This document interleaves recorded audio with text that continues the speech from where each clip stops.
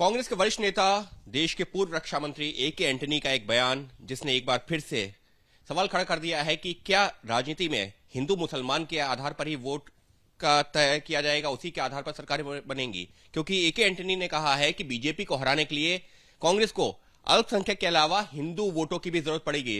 शाहनवाज हुसैन साहब हमारे साथ में हैं। सर, बीजेपी को हराना है तो हिंदू वोटों की जरूरत पड़ेगी अल्पसंख्यक वोटों के अलावा, मतलब हिंदू मुसलमान एक तरह से जो एंटनी साहब बता रहे हैं कि बीजेपी को अगर हराएंगे तो फिर तभी हरा पाएंगे जब हिंदू वोट साथ आएगा। देखिए, ये ए.के. एंटनी साहब कांग्रेस के बहुत वरिष्ठ नेता हैं, देश के रक्षा मंत्री रहे हैं, नेहरू गांधी परिवार के नजदीकी हैं और उनका बयान वो कांग्रेस के अन्य नेताओं की तरह बयान पुरुष भी नहीं है। उनके बयान को हम लोग भी गंभीरता से लेते हैं।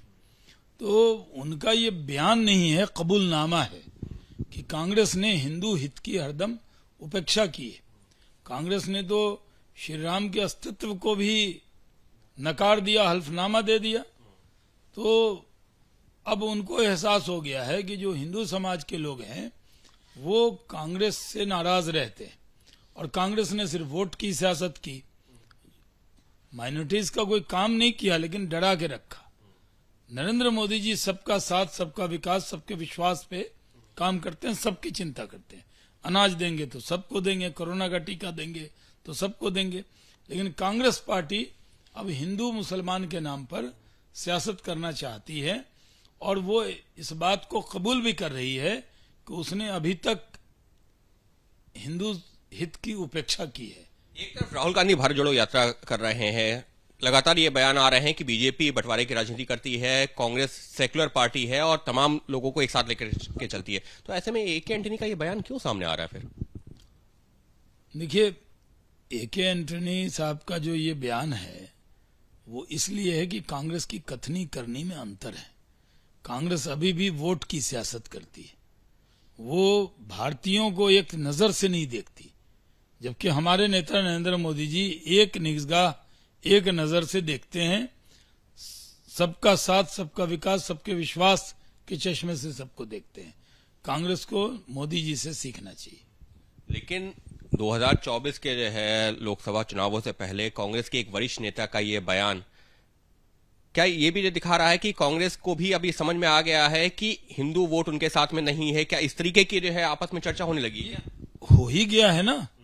यूपी में 1-2 सीट जीतते हैं, दिल्ली में 0 जीतते हैं, कई राज्य हैं जहां कोई अता पता नहीं होता है। अभी देखिए गुजरात में कितनी बुरी हालत हुई कांग्रेस की। हिमाचल में परंपरा नहीं टूटी और वो आगे, वो एक अलग बात है। लेकिन ओवरऑल कांग्रेस के बारे में देश के लोगों ने एक राय बना लिया है कि इससे 1000 गुने बेहतर भारतीय जनता पार्टी है और हमारे नेता मोदी जी। और ये माना जाए कि जो उन्होंने एक बात और कही कि अल्पसंख्यक वोट के अलावा, क्या अल्पसंख्यक वोट आप मानते हैं कि कांग्रेस के साथ में उसी तरह से अभी भी खड़ा हुआ है? नहीं, यहाँ तो यह हाल है, न खुदा ही मिला न वैसाले सनम, न इधर के रहे न उधर के रहे। आज कांग्रेस की यही हालत है।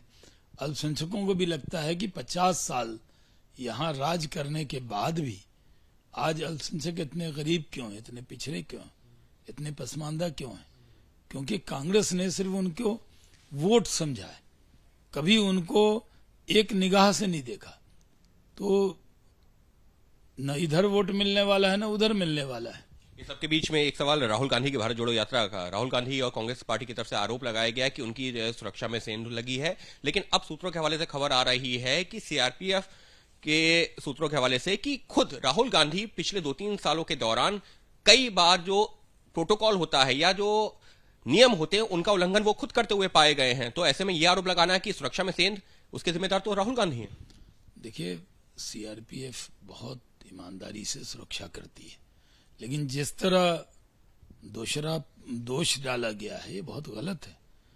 खुद ही सुरक्षा के रूल्स को वो तोड़ते हैं, जो एसओपी बनी होती है उसको नहीं मानते हैं और खुद ही बयानबाजी करते हैं। तो सबको सुरक्षा मिल रही है। हमारी सरकार तो एक आम आदमी से लेकर सांसद तक सबकी सुरक्षा के लिए काम करती है और करेगी। यानी साफ तौर पर शाहनवाज हुसैन साहब का यही कहना है कि कांग्रेस हमेशा से हिंदू मुस्लिम की राजनीति करती रही है, लेकिन आज की तारीख में ना तो उनके साथ में हिंदुओं का वोट है और ना ही मुस्लिमों का। और इसी सबके बीच में ए के एंटनी का ये बयान, जो कि अपने आप में काफी गंभीरता से लिया जाना चाहिए, क्योंकि एक बार फिर से कांग्रेस उसी हिंदू मुस्लिम की राजनीति के सहारे 2024 के चुनावों में आगे बढ़ना चाह रही है। अंकित गुप्ता, एबीपी न्यूज, दिल्ली।